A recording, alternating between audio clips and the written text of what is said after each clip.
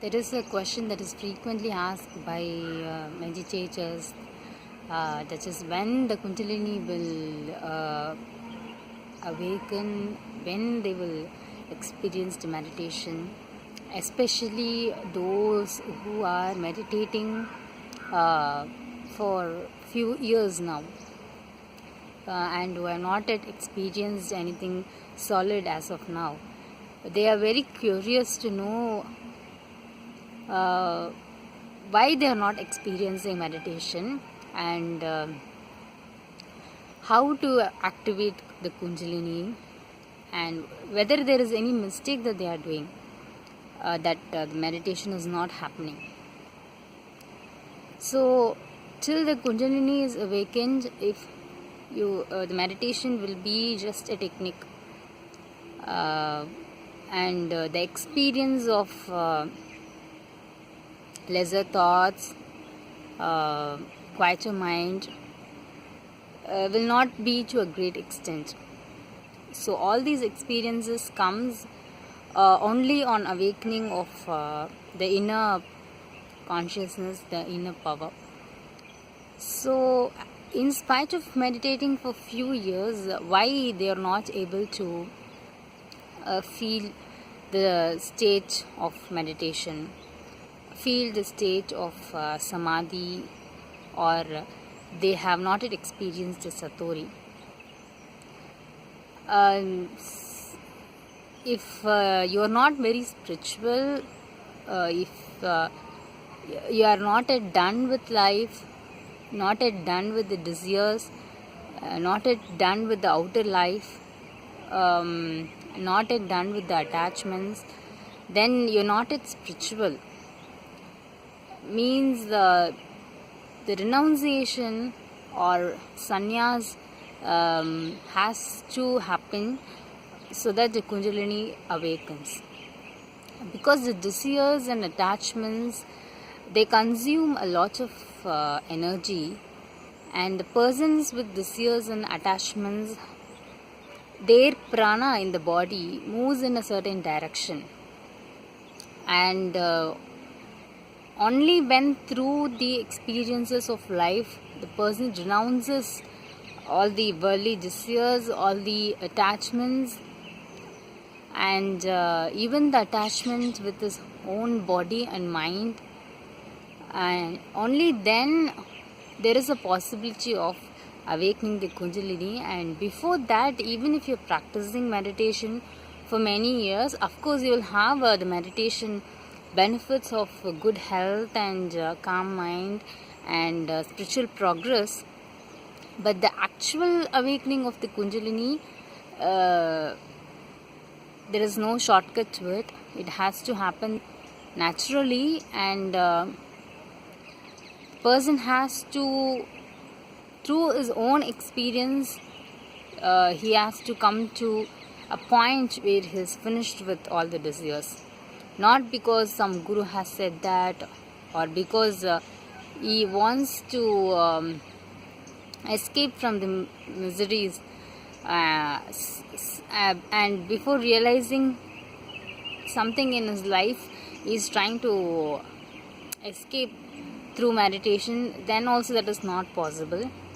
The person should have gone through in his own life the miseries of the samsara, of the attachments, of the desires, how one desire leads to another, how there is no contentment, and how you keep on running and there is no fulfillment in spite of any direction you choose to run. So whether in your career or in your personal life, anything is not so fulfilling. So this understanding should be very natural. It should not be by reading books or reading some guru books. That is not enough. So number one is renunciation, sanyas, to be done with all the attachments. Number two is the person should not have any fear. Number three is you should have surrendered to the power of existence. So you should not have any fear for that the guru is very important, because once you renounce the worldly life, you will have lots of fears, because the path is unknown. The prana in your body becomes very confused, because now suddenly you have dropped the ego, you have dropped the goals in your life, desires in your life, attachments in your life. So the prana will become very confused, and it has to take a new route in your body to exist. So this change in period will be very difficult. So the guru becomes very essential to give the necessary emotional support to the person, and the person should become fearless. That is, he should have a lot of trust on nature and in existence, and he should surrender 100% completely to the existence wherever it takes the person to. So only then the Kundalini rises on surrendering, and it takes few months for it to gather enough energy to reach third eye. Before reaching third eye, even if it has been activated, it is not very solid. It is not in a form to sustain. So before that, if the person withdraws from renunciation or withdraws from the spiritual life, from meditation, it is not very solid. So he would not experience the meditation. So it will take few months for the energy to gather and to find its new way of moving, that is through the chakras in the spine, and to reach the third eye chakra.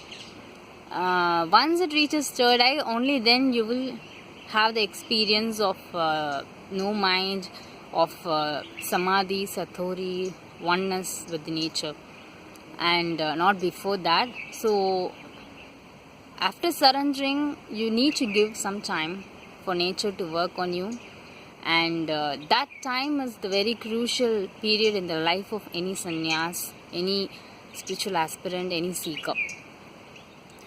And the person should also become very innocent.